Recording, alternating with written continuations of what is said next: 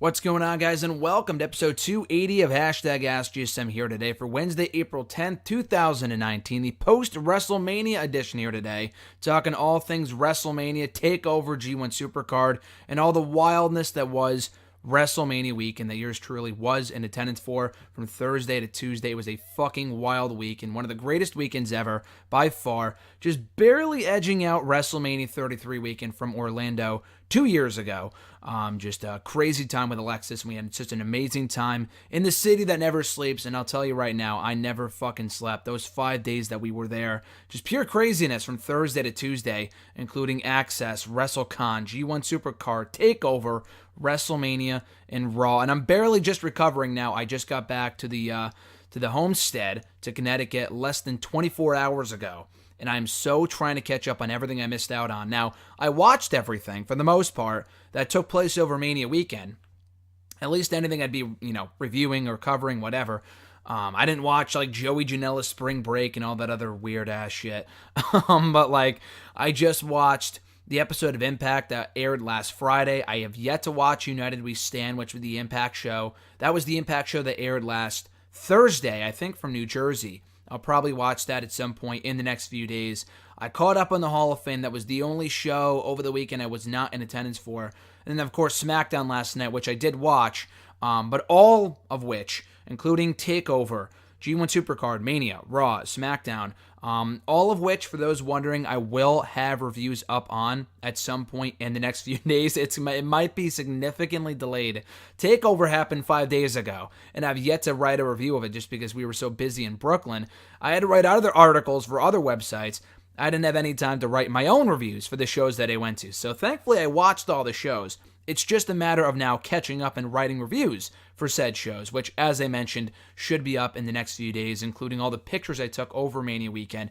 Videos should also be up in the next week, if not the next month. I took so many fucking videos, including a lot for an Ultimate WrestleMania 35 weekend video blog that should be up at some point as well. We got to go to Access twice. WrestleCon was great.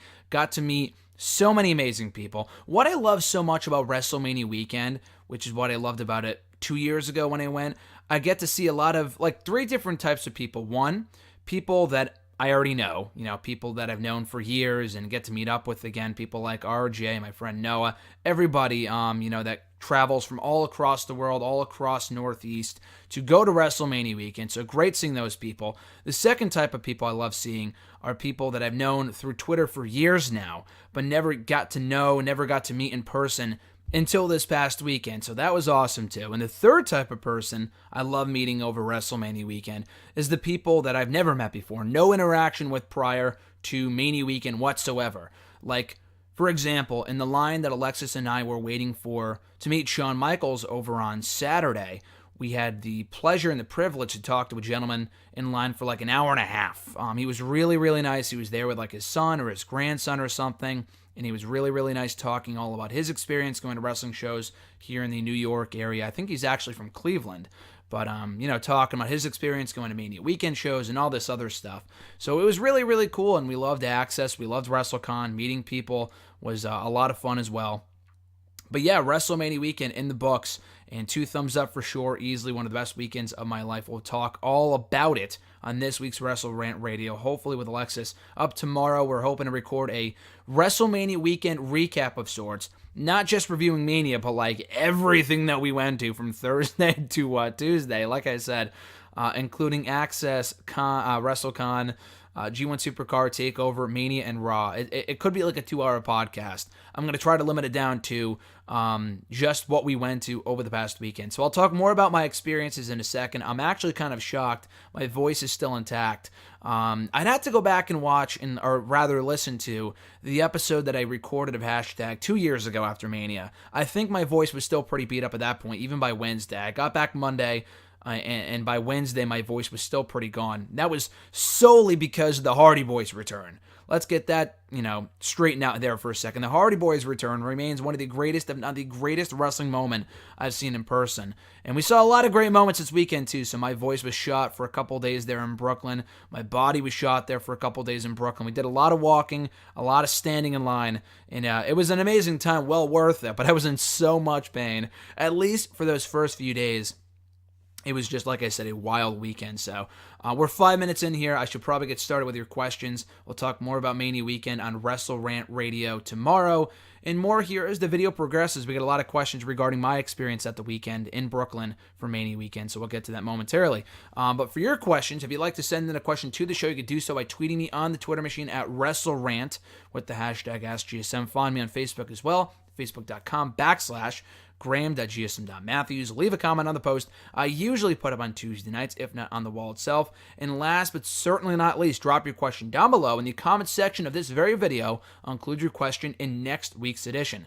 First question comes from Elena the Y from YouTube. Their question was, I know you're definitely tired after being at WrestleMania for all 24 hours of it and everything before and after, but hey, WrestleMania 35 finally happened. Now we can move on to all new arguments about the state of WWE and what we should/shouldn't be complaining about as fans concerning the rest of the year. In all seriousness, how are you feeling after everything and anything you wish you told yourself before the weekend started?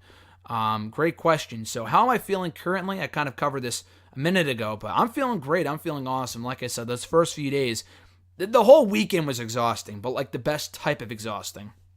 And I knew what I was getting myself into as soon as we signed up for this trip with all the shit that we went to and all the stuff that we did.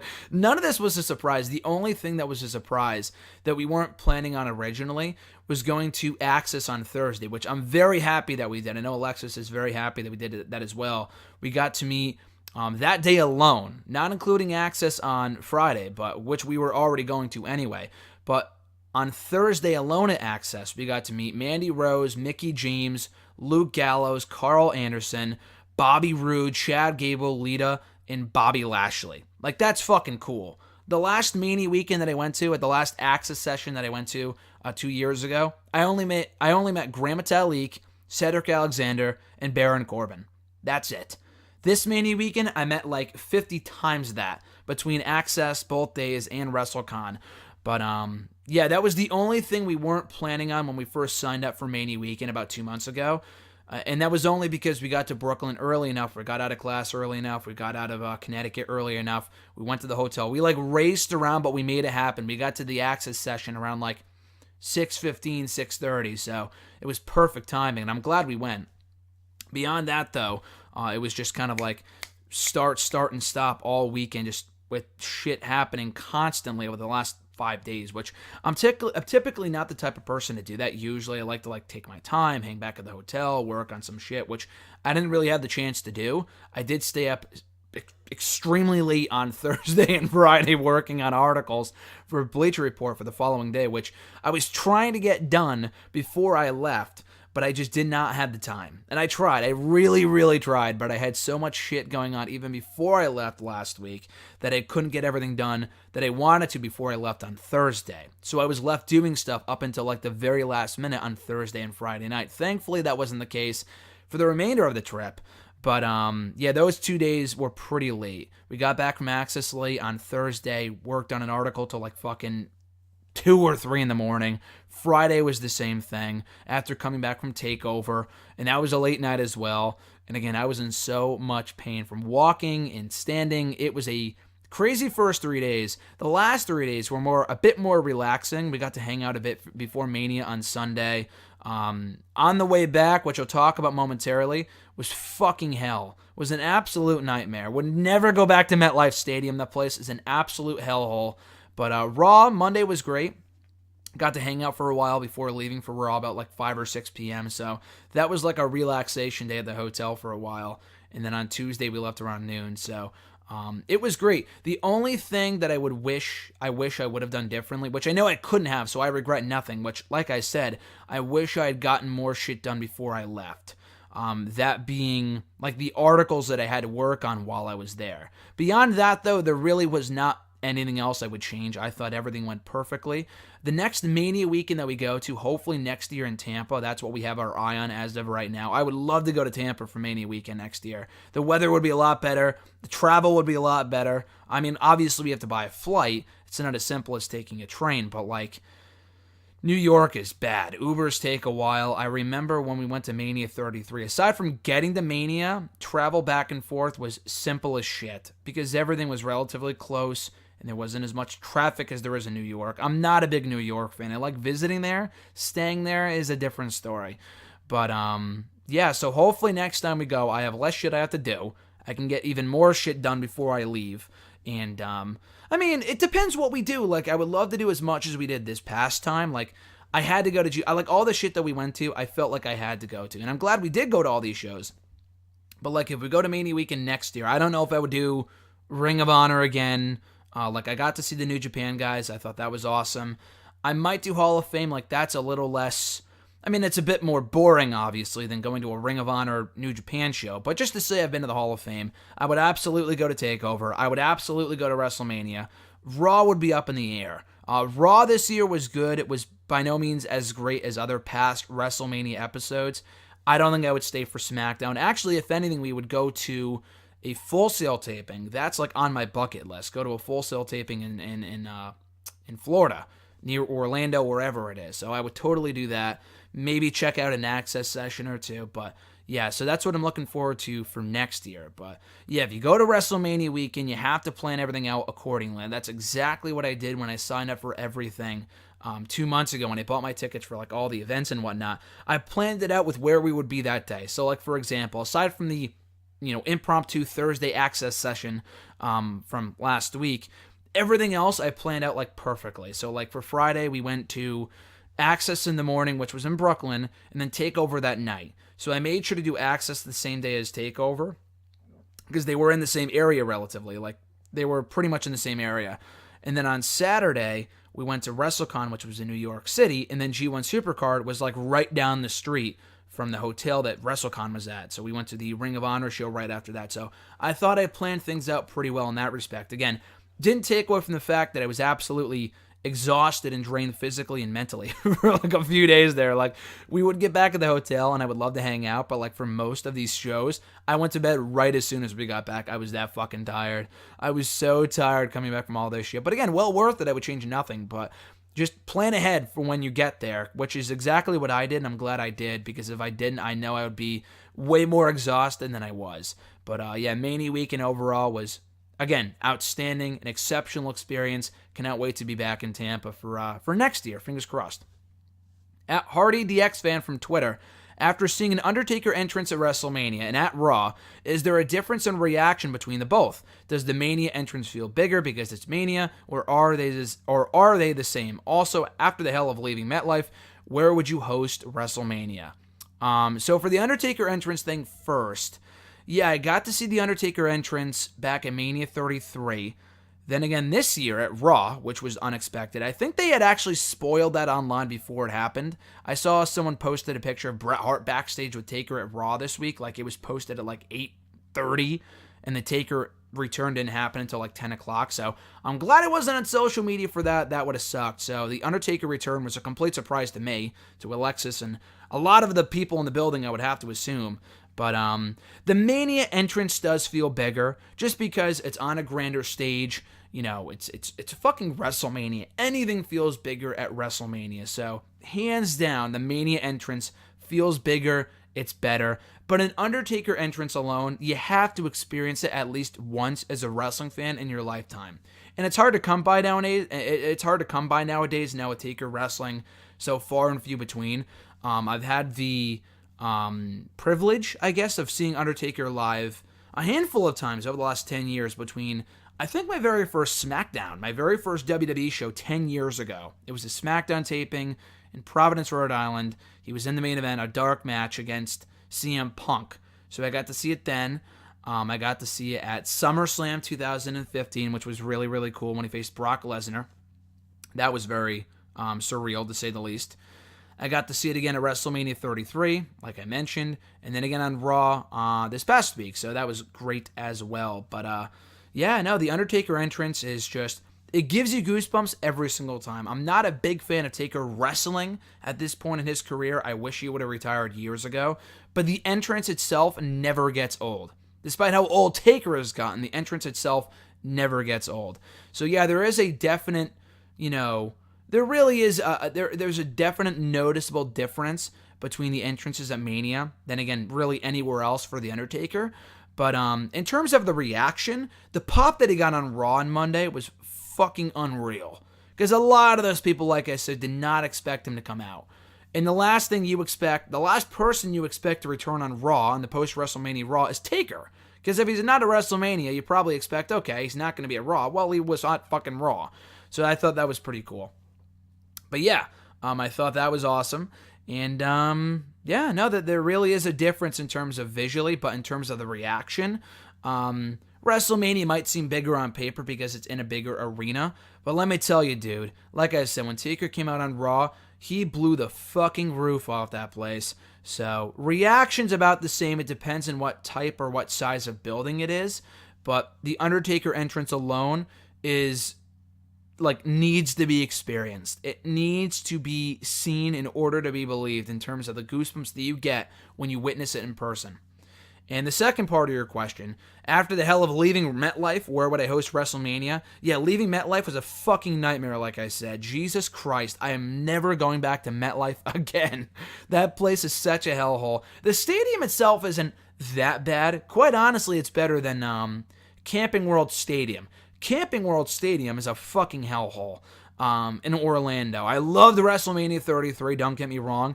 Getting there, getting around was a fucking nightmare. Oh, God, that arena was such a dump. MetLife was better. It was just way worse in terms of leaving the arena because there's nowhere that you can go. The whole arena, the whole stadium is surrounded by highways. There was security everywhere telling people that they could not leave the premises, and they were forced to stay put in the pouring rain where there were no taxis, the train wasn't working, and you could barely get an Uber out of there. And people were charging like $200 to fucking drive people off the premises, which is absolutely obscene. So, that was a nightmare. Never going back to another event, whether it be wrestling related or not, at MetLife, unless someone's driving. Other than that, I'm never going back to MetLife because that was the single worst experience leaving a wrestling event ever. And that's saying a lot because I've had some bad experiences in the past. Never anything quite as bad as what I experienced. Never anything as bad as what I experienced on Sunday, though, for WrestleMania 35. That was pretty atrocious. But where would I host WrestleMania? So obviously they're going to Tampa next year, which I think is great. I love Florida. I got to be there for that show. Alexis and I are already tentatively planning on being there for Mania 35, or 36 rather, in Tampa. The weather would be great. There's a lot of stuff to do down there. The travel isn't nearly as bad. Of course, we got to take a plane to get down there. That's not, that's whatever. It's more money, but I'd rather do that than experience what we did in New York in terms of the travel from like MetLife. I don't know what that stadium is like in Tampa. I think it's a newer stadium, if I'm not mistaken. But I'm looking forward to that. I know Los Angeles was actually rumored for WrestleMania 37, which is great. I would totally explore that as well. I've been to San Francisco, never Los Angeles, though. So I would totally go to LA for WrestleMania. I've always wanted to go to a wrestling show in California. So I guess, again, I've been there once, but that was like a dozen years ago. So I would totally go back for a WrestleMania in 2 years. So Los Angeles would be a good one. Obviously, I'm a bit biased because, with Hardy, I think Ross, what he's expecting me to say here is England, maybe, because I know he's from England. So obviously, I know you're a bit biased. I'm a bit biased as well, being part English. I would love to see a WrestleMania over in England. I'm actually traveling to England this summer. I've been there before about 12, 13 years ago. So it's been a long time. I don't really remember much from my first time over there back in 2006. So it's going to be cool to be back this summer. But yeah, Mania in England would be crazy. I know that's probably never going to happen. If it hasn't happened yet, it probably won't ever happen. Just in terms of like logistical issues and traveling and timing and all that other shit. But I think that'd be pretty cool. Like the O2, that'd be amazing. England, Canada would be a cool one. I know they're going there for SummerSlam this year. Have yet to see a wrestling show in Canada, so that'd be pretty cool. Where Where else is there to host Mania? I know Minneapolis was rumored for a while. That's not too far from me. I mean, obviously still have to fly, but I don't know if the weather would be that good though. So I'm not sure. I've never been to Minneapolis before, so I don't know if it'd be like a great place to host a Mania aside from the arena being just gorgeous. So I don't know, but yeah. So yeah, I guess that's about it. I don't really have any other dream spots to host WrestleMania. I just wish they shared the love a bit more, because I know New York's gotten a few times in recent years. Obviously, fucking Florida's gotten it like 100 times in the last dozen years. They got to spread the love a bit more between, like, you know, the West Coast. And I love having it being on the East Coast. Don't get me wrong. I love having WrestleMania over here on the East Coast because it's a lot easier for me to get to. But I don't think it's fair to the people on the West Coast and people in other countries and whatnot. But yeah, hopefully past Mania 36, they can go back to LA, maybe go explore some other states on the other side of the country. At the Wrestle Guy from Twitter, his first question was, do you think the brand split should just be over with at this point? Some superstars have been on both shows for months now. They promote the brand split, yet they have Braun Strowman and Drew McIntyre show up on SmackDown a week early. What's the point of having a brand split at all? I don't want them to do away with the brand split. I just want them to reinforce the rules of the fucking brand split. You are absolutely right. They've been ignoring this brand split for so long now, with, you know, Kevin Owens returning on SmackDown for no reason, Matt Hardy returning on SmackDown for no reason, Charlotte and Becky have been pulling double duty for months, Shelton Benjamin recently showed up on Raw to face Seth Rollins for no reason at all. I mean, I know why the match happened, but there was no explanation given as to why he was able to show up on Raw. And then what we saw this past week, which I know is one giant, you know, plug for the Superstar Shakeup, but Jesus fucking Christ, we've had the Superstar Shakeup twice before. You didn't see that shit 2 years ago. We didn't even see that shit last year. So why is this year any different? Is it because they're desperate for ratings? Is it because they're giving up on the brand split? I have no clue. But I really, really, really want this shit to stop past next week. They gotta start reinforcing the brand split. If not, just fucking do away with it. You can't have it both ways. You either have a brand split or you don't. And they've made mistakes with it before in the last couple of years. But, like, this is inexcusable. Like, what's the point of having the brand split if they're going to show up on both shows anyway? What's the point of having one guy designated to one roster when they're just going to show up on Raw and SmackDown? Like, who gives a fuck? So, I would keep the brand split. I know a lot of people are against the idea of having a brand split. I think it's for the better. The roster is so deep right now that even having a brand split, people are still not getting television time. Could you imagine if we did not have a brand split? We could have 2 Roman Reigns matches in 1 week. It's like the same thing that we had a few years ago. Before the brand split was brought back, we had no roster depth. Like, 0 roster depth. The issue now is that we have too much. And that all these guys are not getting television time. So, having the brand split, you know, be eradicated, be done away with, if you, you know, erase the brand split, what are you left with? Roman Reigns appearing on 2 shows. Seth Rollins appearing on both shows, taking even more television time away from people like Shinsuke Nakamura, people like, Dean Ambrose, Bobby Lashley, or Drew McIntyre, or whatever. You know, the people that don't really get too much television time as it is. I mean, those aren't great examples, but you know what I'm saying. People that should be on Raw and SmackDown more often, but they're not because, you know, of whatever. WWE's booking is not the greatest. I don't think doing away with the brand split would solve that issue. I think it would make it an even bigger issue. But yeah, they should make the brand split matter by booking it the right way, keeping people on one show or the other. No more of this double duty bullshit. Maybe in Becky Lynch's case, because she's a dual champion right now. Beyond that, though, they got to stop with this dumb shit and keep people, you know, designated to one show over the other. Because I hate the idea of, like, doing the whole super show nonsense, which is what we got many, many years ago before they officially did away with the whole brand split. We had the whole super show shit for so long, and none of it mattered. No one gave a shit about it. So hopefully they can go back to making both shows matter on their own and not having to mix them up as often as they have been recently. His second question: who do you think will be world champion longer, Seth Rollins or Kofi Kingston? And who do you think will beat them for the respective championships? That's a good question. Rollins or Kofi? I'm tempted to say Rollins. I think Kofi's going to have a relatively short reign. Not to say that would be great booking at all. Not to say that I'm in favor of that. I do want both guys to have a long reign with the title. with their respective championships. Kofi, I just think they're going to have him drop it either at Money in the Bank or soon after. I don't know if having Kofi as champion was ever a long-term deal, or if it's just something to just pay off the story at WrestleMania, and then we'll just see from there. So we'll see if the honeymoon phase will, persist, if it's going to continue, or if they're just going to take the title right off of him within a month or so. I don't know. But like gun to head, if I had to answer the question, Rollins, I would assume, will hold the championship longer. And the second part of your question, who do I think will beat them for their respective titles?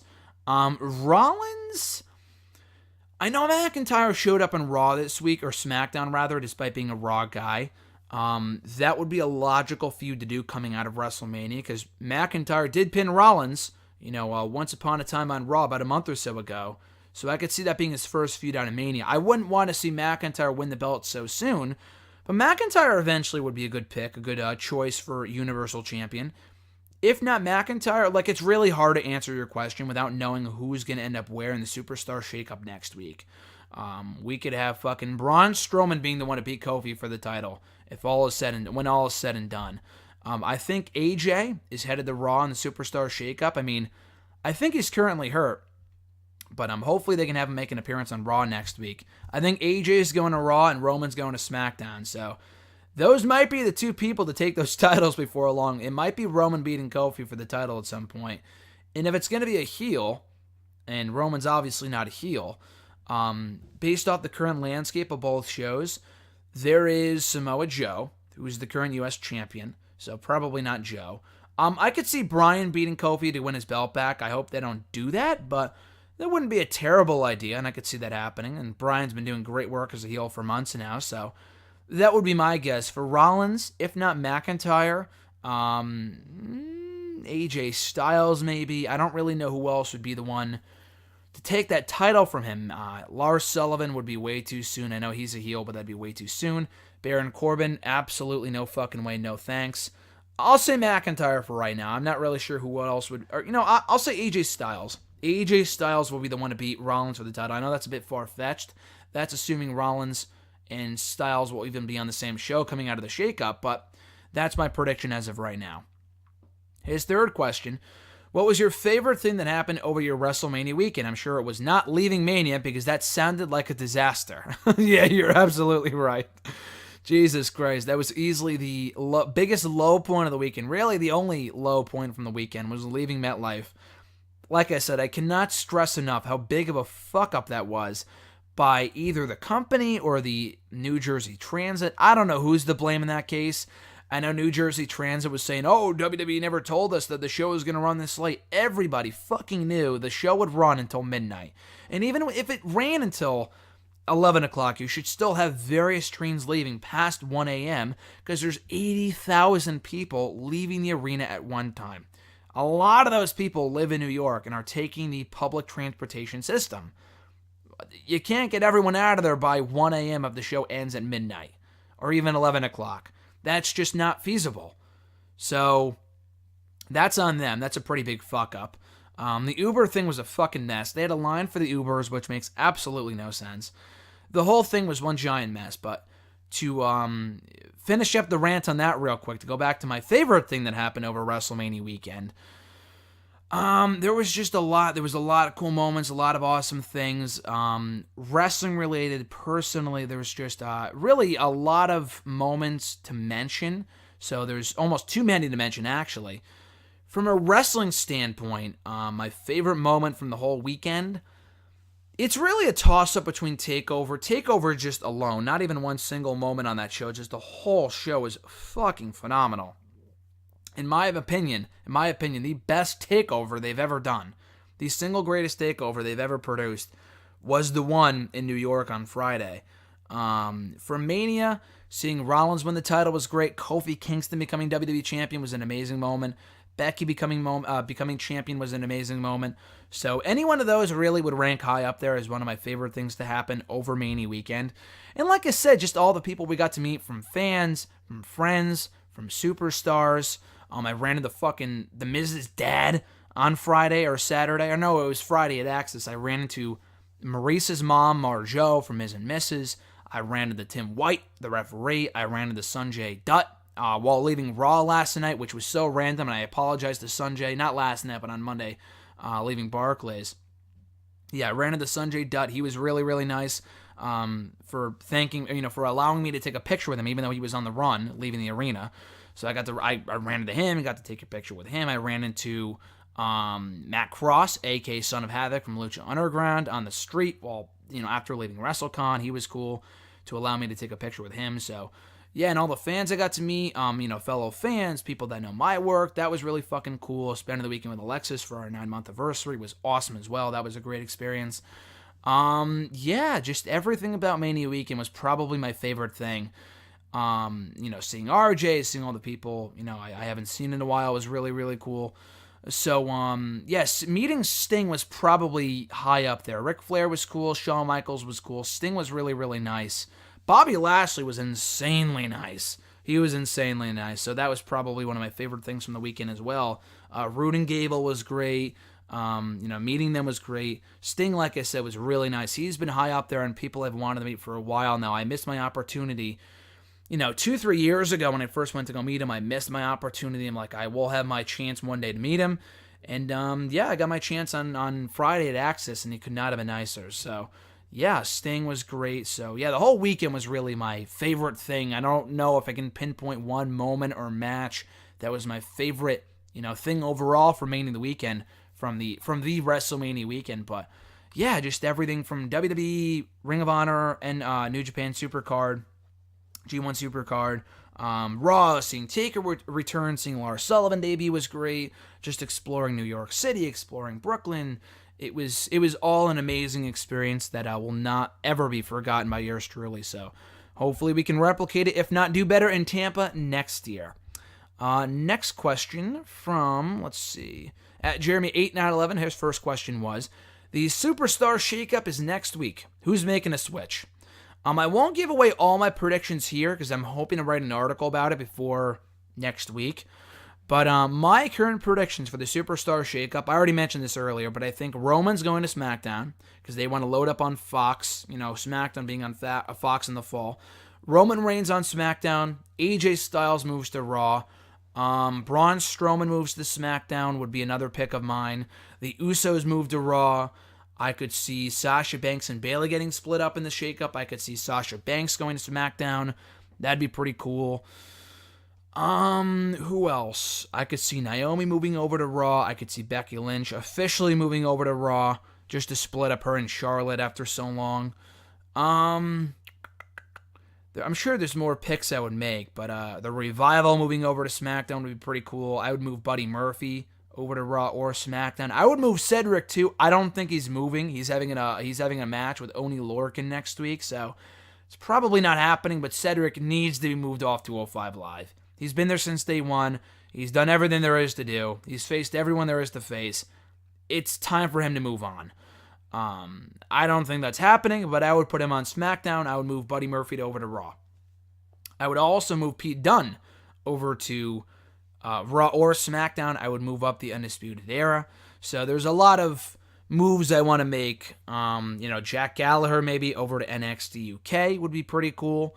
Hopefully they're involved in the shakeup too. I don't think they will be, but that'd be a great way to make the shakeup mean even more than it does. So yeah, those are some of my picks for the Superstar shakeup next week. We'll see how many of those actually come to fruition. I would also split up Black and Ricochet in the shakeup, put them on separate shows. I don't think they will. They probably want to keep them a tag team for right now, but they got to stop fucking appearing on both shows. They got to stick to one show coming out of WrestleMania. I would put Black on SmackDown and Ricochet on Raw. Or the other way around. It really doesn't matter to me. But yeah, that's what I would do. Those two guys, I would put EC3 on SmackDown, Lacey Evans on Raw, Heavy Machinery probably on Raw. Yeah, that's what I would do coming out of the Superstar Shakeup next week. We'll see how many of those picks I actually get right. His second question, who do you think Paige will be bringing in to fight the Iconics? Yeah, so Paige said on SmackDown last night, she's like, I got a team scouting the WWE Women's Tag Team titles, and I'll bring them here to SmackDown next week. So that's pretty cool. The first team that came to mind was the Sky Pirates, Kairi Sane and Io Shirai. Other than that, I really have no idea. And there's no teams from like NXT UK that would make sense, any women's tag teams from that show. Unless they make like a makeshift tag team, like Mandy Rose and Sonya were never a team down in NXT. They were brought up at random to be a faction with Paige. So we could see something similar to that next week. I guess it could be Absolution. I really hope not. We've been there. We've done that. We've seen that. Paige is the babyface anyway. They're heels, so I don't really want to see Absolution reunite. I have no interest in that. But yeah, maybe the Sky Pirates, Kairi Sane and Io. I thought it was really weird that neither one of them won back the, in Io's case, won the NXT Women's Championship on Friday at TakeOver. None of them won. They all lost. Shayna Baszler retained, so I could see them being moved up probably to chase the WWE Women's Tag Team titles. That'd be pretty damn cool. But yeah, beyond them, I have no idea. I really don't. Unless they're bringing in like Alicia Fox and like fucking Rosa Mendez or some shit. I have no idea, so I guess we'll find out next Tuesday. Jeremy's third question. Do you think Buddy Murphy is getting sent back to NXT to feud with Velveteen Dream over the NXT North American Championship? So yeah, they've been teasing something between Buddy Murphy and Velveteen Dream the last couple of days. After Buddy Murphy lost the championship on Sunday, Velveteen Dream confronted him saying, "Oh, you're a loser, blah, blah, blah. I have a championship, you don't." I think they'd just solely be setting it up for a one-off. I don't think Buddy Murphy is going to NXT. Honestly, I really have no desire to see that. NXT's amazing, don't get me wrong. They have more than enough talent right now. I know they just promoted Black and Ricochet officially to the main roster, but Buddy Murphy does not need to be on NXT. It's time for him to move on to bigger and better things, which it's probably even worse off than NXT because, the main roster's largely booked like shit, at least in Raw's case. I would not want to move to Raw. I think Buddy Murphy would rather move to NXT over Raw and SmackDown, but Buddy Murphy is main roster ready. He lost his rematch to Tony Nese on Tuesday, so that to me sent the message that they are moving on from that feud and are moving Murphy to a different show. NXT would be cool, but I think he's a better fit on Raw right now. I think it's time to move him up to the main roster. He was in NXT long enough for like 4 or 5 years between like 2013 and 2018. So it's time for him to move on up to the main roster, hopefully to Monday Night Raw to be with his fiancée Alexa Bliss. Although, like I said, though, Buddy Murphy, Velveteen Dream one-off for the North American title on like next week's episode of NXT, because I know they're taping NXT tonight from Full Sail. Maybe they tape it tonight and it airs next week. Who knows? But hey, trust me, I would love to see that. That'd be fucking awesome. But moving forward, full time, Buddy Murphy should be in the main roster. His next question, thoughts on Drake Maverick managing EC3? That I am a big fan of. I really would love to see that. I know they not teamed up, but Maverick had managed EC3 before last night's SmackDown in a dark match, beating, I think, Luke Harper. So I'm all for that. EC3, they have fucking botched the hell since they called him up to the main roster. Why they even bother to call him up, I really have no idea. They should have saved him as a post-WrestleMania surprise.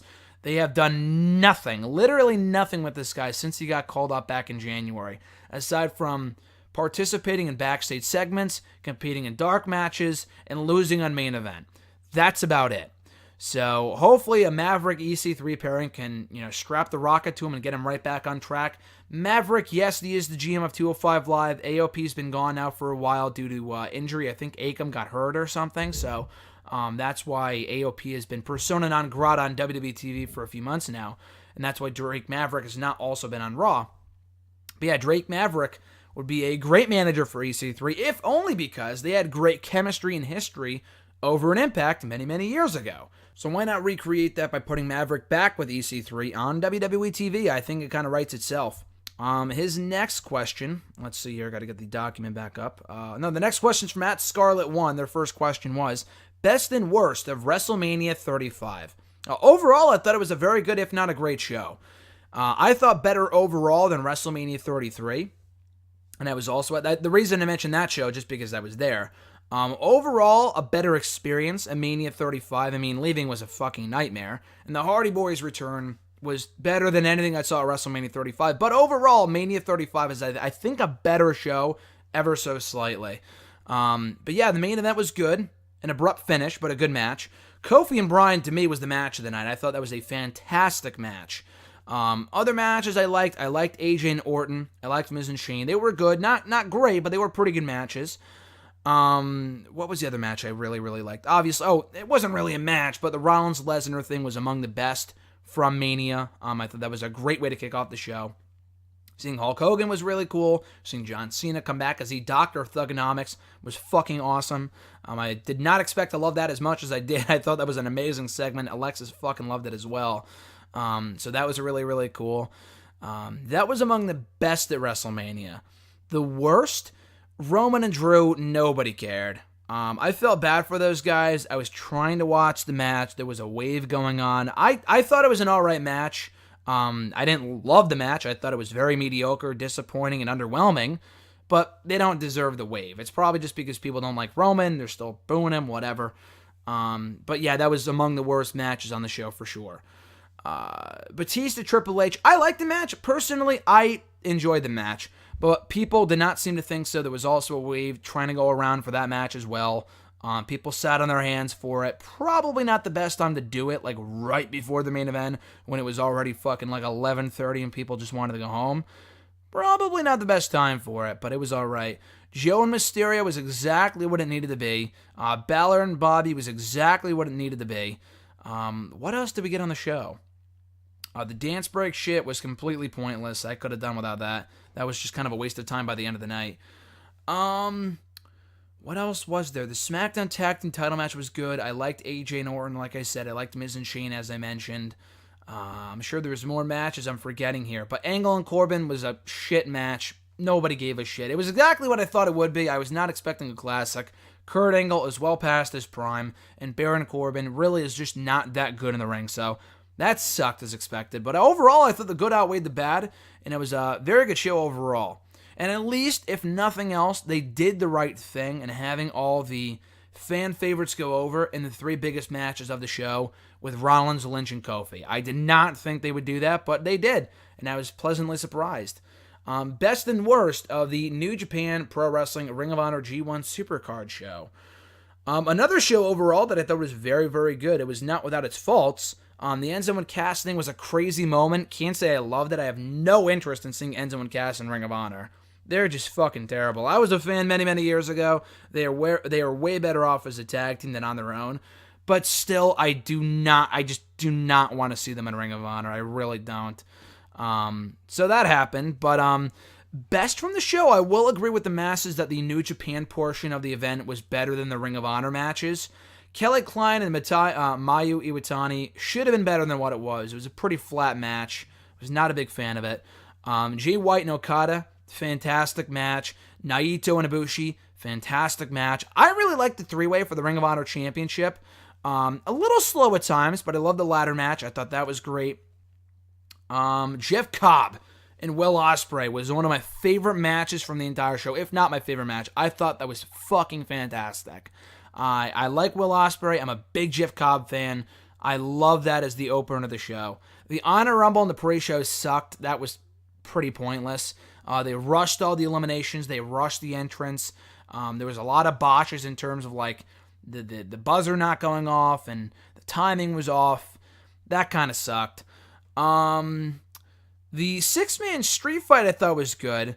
Lifeblood and Flip Gordon versus Bully Ray, Shane Taylor, and who was it? Silas Young. I thought that was good. A bit underwhelming because I think a lot of people set their hopes up high for like a big surprise to face Bully Ray. But it was good. You know, it was a good match. It was by no means a bad show. I thought the four-way tag team title match was good. The three-way with Dragon Lee, Bandito, and who else was in there? Taiji Ishimori was fantastic too. So yeah, overall another really, really good show. No real bad matches. Aside from, I don't know. I mean, there were a few matches I didn't really care too much for, but overall I thought it was a really good show. Zack Sabre Jr. and Tanahashi, could not really get two shits about it, but I thought it was a good match. Didn't really care too much about it, but I thought it was a good match. Yeah, overall it was a much better show than I think people were giving it credit for. But the New Japan matches were better than the Ring of Honor matches. But overall, I thought it was a very good show. Thoroughly enjoyed it, loved being there. And some of the matches were kick-ass. Definitely check out Jay White and Okada. And definitely check out the ladder match is hit or miss, but I enjoyed the ladder match. Definitely check out Will Ospreay and Jeff Cobb from the opener.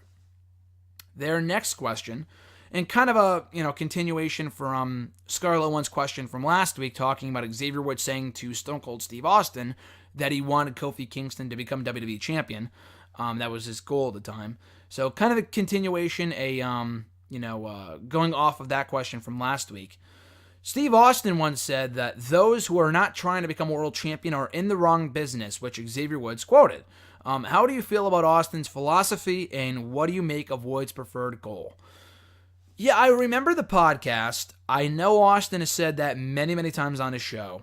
I disagree. Obviously, Xavier Woods would love nothing more than to become world champion. But he sees Kofi Kingston as a guy who deserves it more than he does. I hate the whole you deserve it shit. Everyone deserves it. But I think Xavier Woods absolutely feels that Kofi, for as long as he has worked to get to the top, he would love nothing more than to see Kofi Kingston as WWE champion. If he was given the opportunity, I'm sure he would not pass it up to become world champion, don't get me wrong.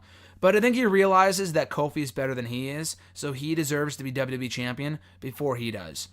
It's not that Xavier Woods does not want to become world champion. Unless I'm missing something, and then he said in the interview, no, I don't want to ever become world champion. His goal at the time, and always has been, to have Kofi win the belt before him. And that's exactly what we got on Sunday. So I agree with Austin. I think everyone should want to become world champion, but I think he kind of took it out of context. I don't think Woods was saying that he doesn't want to win the world title. He has no interest in being world champion. Everyone wants to be world champion. But I think he saw a bigger goal in Kofi becoming champion because he's been there longer, he deserves it more, and that's commendable. I don't think Austin comes from a time where people were backstabbing each other to get to the top. That still happens to this day, I'm sure. But it's a different time now. People have friends in the industry. They want to see people, they want to live vicariously through other people and see them get their moment before they get theirs. And New Day are genuinely very good friends. They are all like blood brothers with each other. Big E, Kofi Kingston, and Xavier Woods. And it meant a lot to Xavier for Kofi to become world champion, which is exactly what happened on Sunday. So it's just a different time. I'm sure back then people weren't clamoring Austin to become world champion. Like, oh, Austin, congratulations. We're so happy for you. We wanted no one else to become world champion but you. Like back in 97 when he won the belt for the first time. Or 98 rather. I'm sure that wasn't the case. It's just a different time in wrestling. And like, I think it might have been you, Scarlett, maybe somebody else that was talking. No, I think it was Elena the Y, actually, talking last week about how, the idea of having friends in wrestling, like when the New Day helped Kofi become the number one contender to the WWE Championship a few weeks ago, that's something that we don't really ordinarily see in wrestling anymore. Seeing friends and actually like allies, not people that will turn on each other at some point or they're not using each other. They're like actual good friends and they want to see other people succeed for them. So I thought that was, I think that's pretty fucking cool. You can't do that all the time. Like I said when I answered that question a week or two ago, you can't do it all the time when it works. When sometimes it just works. And in this case, it works. When it works, it works. And it works with the New Day because they're genuinely very good friends. And it means a lot for Xavier and Big E, for Kofi to become WWE champion. So, I was a big fan of that, and I thought it was awesome. So, I disagree with Austin in this case, saying that, everyone should be, world champion. If you don't want Xavier, if you don't want to be world champion, Xavier, you're in the wrong business. I disagree. There are exceptions, and I think this is one of them.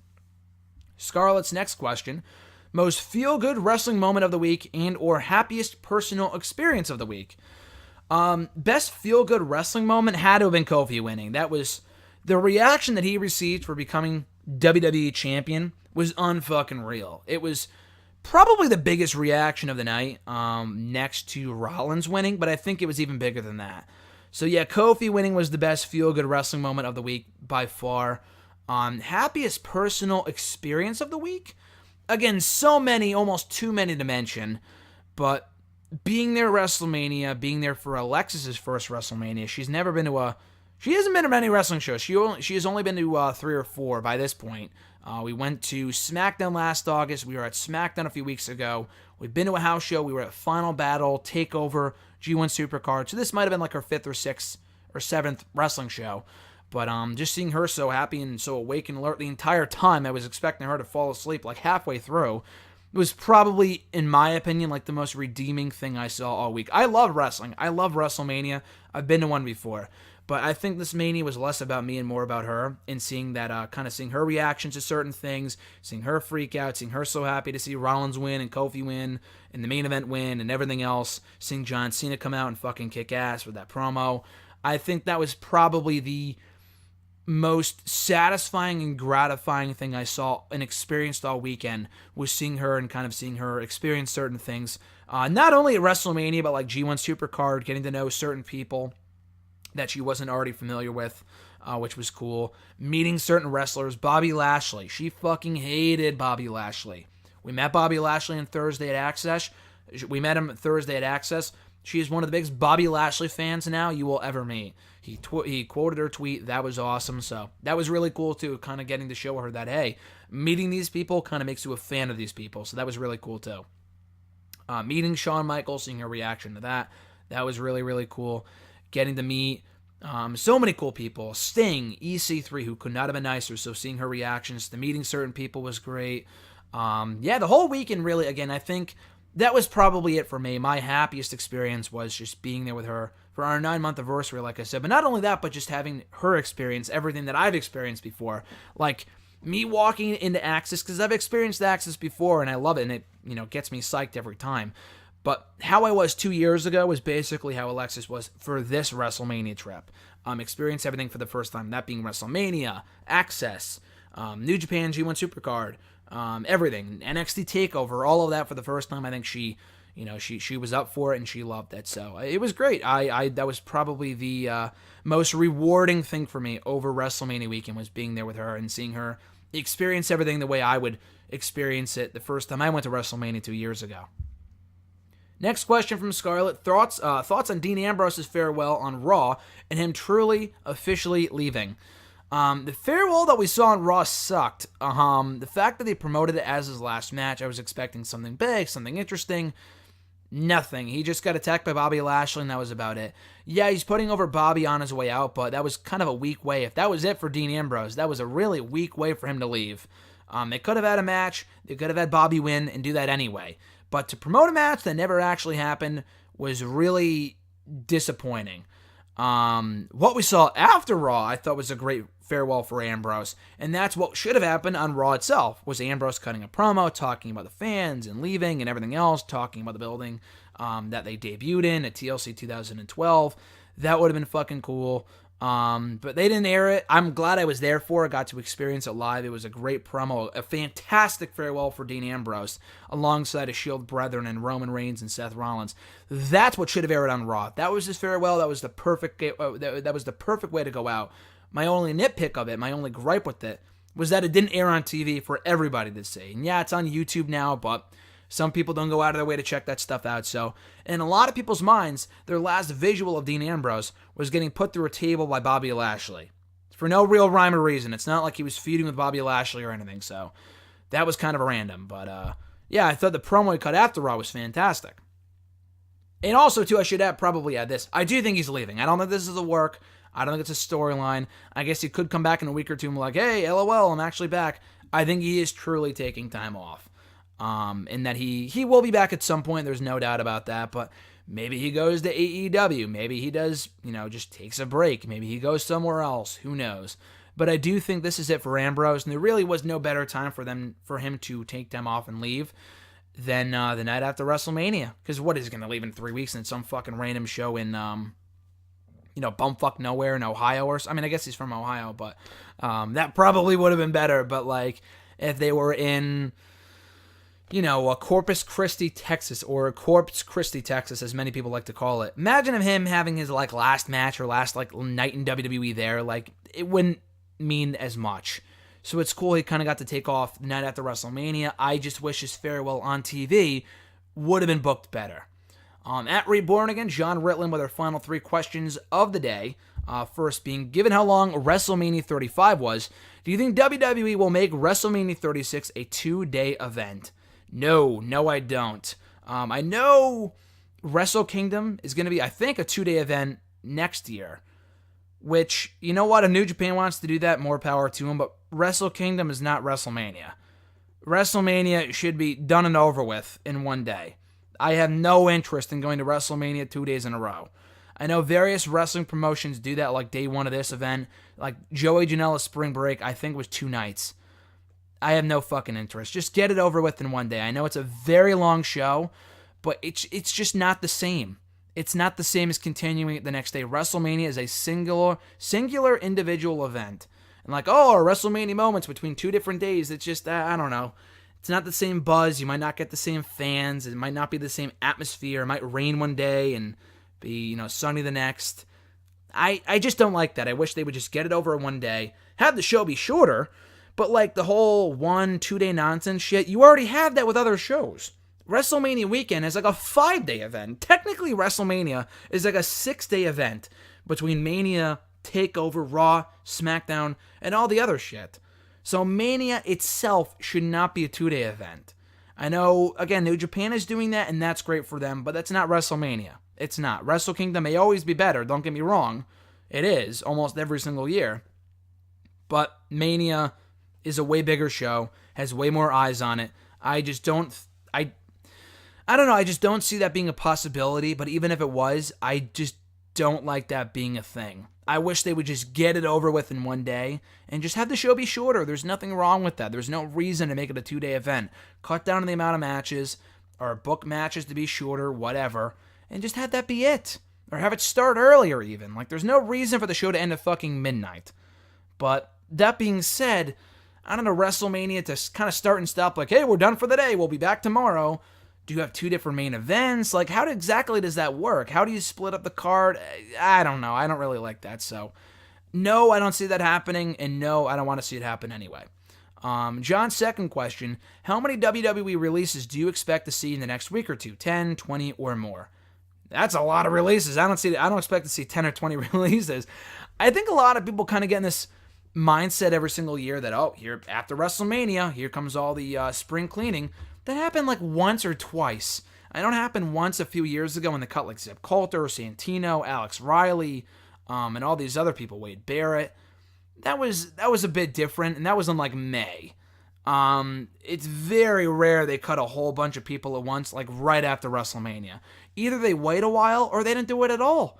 WWE is in a hoarding phase right now, where they just simply hoard talent and they don't release anybody. Why would they want to release everybody? They want to hoard as much talent as they possibly can. Unless these people ask for releases and they don't re-sign, that's different. But it's been a long time since we had one of those like mass exoduses where, is that the right plural, the right form of the word, exoduses? Probably not, but it's been like 3 years since we had one of those. 5 years ago, they released a whole bunch of people in like June of 2014. I remember that. But nowadays, they don't really do that as much because they'd rather hold on to people than like let them go and go elsewhere. So, yeah, I don't think we're going to see any releases. I know you're probably saying that because they released Dasha Fuentes over the weekend or like on Monday or something. I don't think that's the beginning of a trend. I think that was just a one-off thing because they probably realized that she sucked and that she had to go anyway. So she was never, ever, ever, ever a good interviewer, at least not on WWE TV. She's always come off as robotic and bland. And yeah, she's a beautiful girl, but like every one of their interviewers is attractive. So what the fuck does make Dasha? What makes her different than everyone else? But anyway, no, I don't think we're gonna see that many releases at all. Maybe 1 or 2. Maybe like when Ty Dillinger, Tommy, and TJP got released. That was because they asked for him. Tommy asked for his release. Dillinger asked for his release. TJP, they let him go because the guy was an idiot. That was about it. I don't think we're going to see that happen this year, though. At least not right now. His final question, the last question for the day. Do you think the New Japan Pro Wrestling matches outperform the Ring of Honor matches on the G1 Supercard? I do. I said this earlier, but I do think the New Japan matches were better. Okada and Jay White was great. Ibushi and Naito was probably the match of the night. That was a great match. Jeff Cobb and Will Ospreay, that was Ring of Honor and New Japan. Still a great match, though. It felt like Ring of Honor went for more entertainment value than they did like real wrestling. Like the ladder match was very good. By no means the match of the night, but it was a great match, though. The tag title match was good. It was a fun 4-way. I thought the quality of the New Japan matches, I thought was better overall. It felt like they went in there with something to prove, like showing the world, like, hey, we're in Madison Square Garden, fucking take notice. Ring of Honor felt like business as usual, to be honest with you. The Dalton Castle Roosh thing was a good angle, but like, was it a great match? Obviously no, because it was 10 seconds long. The street fight was entertaining, but by no means a great match. I don't know, I felt like New Japan had a totally different feel to that show, and they outperformed Ring of Honor at really their own pay-per-view. This is really a Ring of Honor show featuring New Japan guys, even though the New Japan guys headlined the show. But yeah, I thought it was a great show overall, and hopefully Ring of Honor can bring their A game the next time instead of their B game, because I thought they performed well here, but New Japan guys outshined them by a wide margin. And that's it, guys, for episode 280 of Hashtag Ask You Some here today. Thank you guys for sending in the questions as always. I appreciate it after a very long, exhausting, yet amazing, entertaining, exhilarating WrestleMania weekend that has me salivating for next year in Tampa, which I'm already looking at hotels for next year. So it's going to be a great time. No rest for the weary, and I'm looking forward to Mania weekend next year, and hopefully we can top that one as well. But Mania 35 weekend will go down as the best weekend so far in my life, between everything that we experienced and all the great people we got to meet for the first time, people we got to see again, all the great matches and events we got to watch live. A new record broken for me. I've been to now 4 wrestling shows consecutively in a row. The prior record was 3 wrestling shows. It was TakeOver, like 4 wrestling shows in a row. The last streak was 3 back over SummerSlam weekend 2016. It was, or no, was it WrestleMania weekend? We went to TakeOver, and yeah, we went to TakeOver and Mania. 2016, I went to TakeOver, SummerSlam, and Raw. This one we went to TakeOver, G1 Supercard, Mania, and Raw. So that's a new record for me with 4 consecutive wrestling shows. And they were all great. We had an awesome time. Just a very long weekend, all things considered. But yeah, thank you guys for following my journey in New York City and in Brooklyn. We had a great time. Like I mentioned at the start of the show, all my reviews should be up in the next few days. I got to start working on that shit. So that shit will be up. Hopefully as soon as possible. All the photos I took will be up on nextairwrestling.net in the next few days. And all the videos I took a lot of videos between all 4 shows and just everything else that we experienced in Brooklyn over the last number of days. Meeting Ric Flair, meeting Chad Gable, Bobby Roode, Bobby Lashley.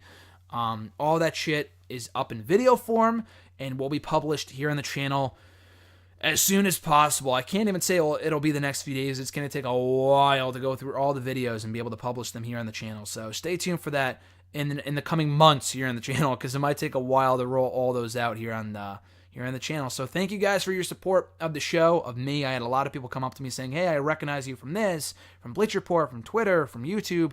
I appreciate that immensely. So thank you so much for coming up and saying hi. I had the chance to see a lot of great people that I've either never met before, been talking to through Twitter for years now, or friends I've been, obviously familiar with for a long time. So an amazing weekend at WrestleMania 35. We'll see you next year in Tampa. As for me, folks, you can like the video, drop a comment, share the video, and subscribe to the channel for more content. I'm Graham G. Matthews, and I'll catch your ass down the road to WrestleMania 36.